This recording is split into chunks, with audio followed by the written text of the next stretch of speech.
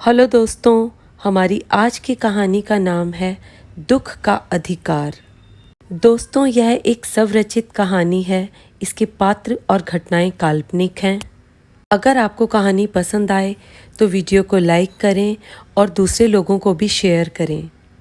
बाजार में फुटपाथ पर कुछ खरबूजे टोकरी में रखे थे। उन खरबूजों को बेचने के लिए पास ही एक अधेड़ उम्र की औरत दुलारी बैठी रो रही थी। खरबूजे बेचने के लिए थे, लेकिन उन्हें खरीदने के लिए कोई आगे नहीं आ रहा था। दुलारी अपने सिर को घुटनों पर रखकर जोर जोर से रो रही थी। पड़ोस की दुकान के तख्तों पर बैठे या बाजार में खड़े लोग नफरत से दुलारी के बारे में बात कर रहे थे।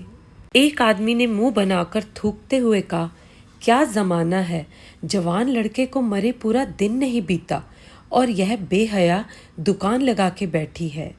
दूसरे आदमी ने दाढ़ी खुजाते हुए कहा, अरे जैसी नीयत होती है अल्लाह भी वैसा ही फल देता है।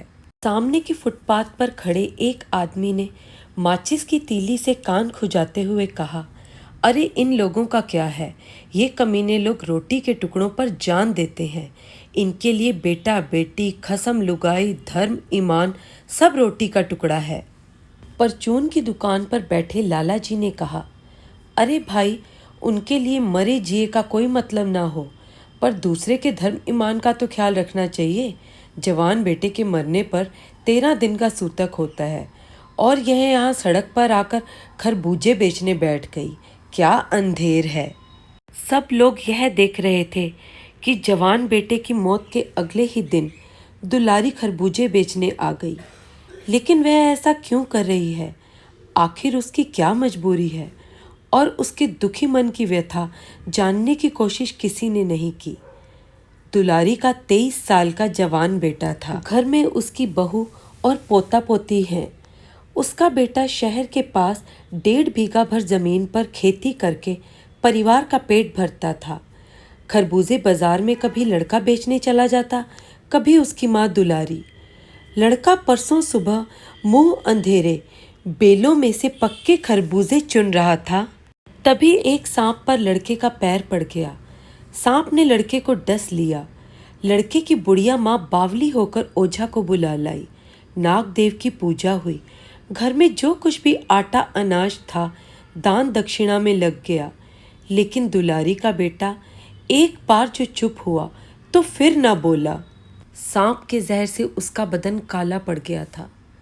जिंदा आदमी नंगा भी रह सकता है, लेकिन मुर्दे को कैसे नंगा विदा किया जाए? उसके लिए दुकान से नया कपड़ा लाना पड़ा। चाहे उसके लिए दुलारी के हाथ में एक सोने की चूड़ी थी, उसे बेचना पड़ा।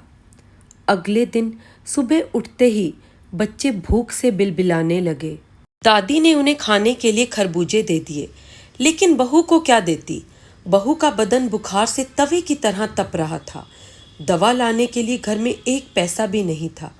अब बेटे के बिना बुढ़िया को कोई दुवन्नी चवन्नी भी कौन उधार देता? बुढ़िया रोते रोते और आंख पोंछते पोंछते बेटे के बटोरे हुए खरबूजे टोकरी में डाल के बाजार की तरफ चल दी। उसके दिल में जो पुत्र वियोग का दुख था, उसका कोई अंदाजा भी नहीं लगा सकता था।